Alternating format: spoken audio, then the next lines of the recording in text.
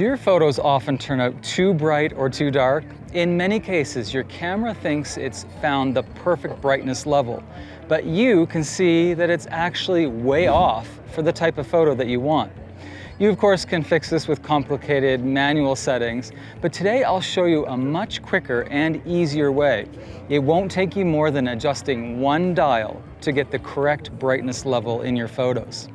Even in tricky lighting conditions, you'll be able to take perfectly exposed photos, which is often the difference between good and great images.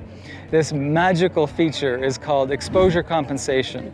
And now I'll go through some photo examples where you'll really want to try this technique out.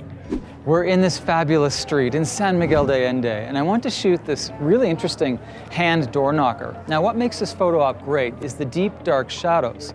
However, when I try to take the photo, the shadows are much brighter than I hoped. For example, you can see it's sort of a grayish look, not really a dark area.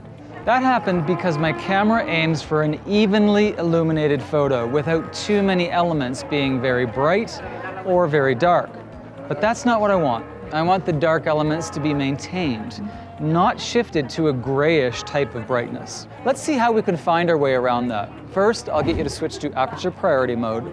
Now, getting into Aperture Priority, I'll show you two ways depending on your camera type. If you have a retro camera like this, all you need to do is make sure that the top dial with the shutter speed numbers, they go from 1 second all the way up to 4,000 or even 8,000, make sure that goes to A. Now, on your lens, you probably have what's called f-stop numbers. What I'd like you to do is make sure that you're not in A and you go to one of your f-stop numbers. For example, now, for the shot, I want to use an f-stop number of f5.6. Now, this is Aperture Priority mode for a retro style camera such as this Fujifilm. Now, what if you have a Canon or a Nikon or Sony or any other kind of camera? No problem. Just go to A or AV, and you can find that at the top dial on top of your camera.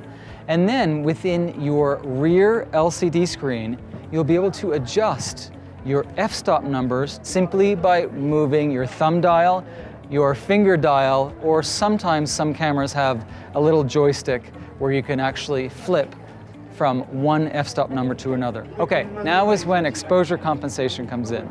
For retro style cameras, it's often a small dial on the top of the camera with pluses and minuses. If you don't have this dial, look for exposure compensation or EV in your camera's menu, or this symbol on the back of your camera. And I'll get you to go to -1 for a scene just like this if you're following along with your own camera. Going to the minus side means you want to make the photo darker.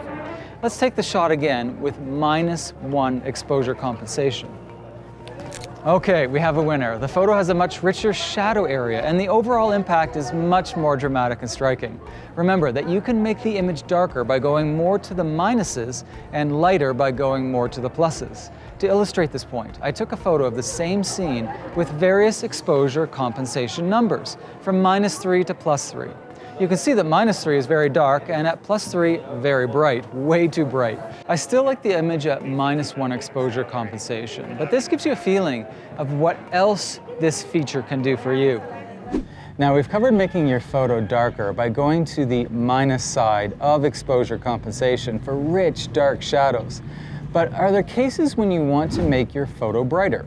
Absolutely. I want to photograph these VW Beetles.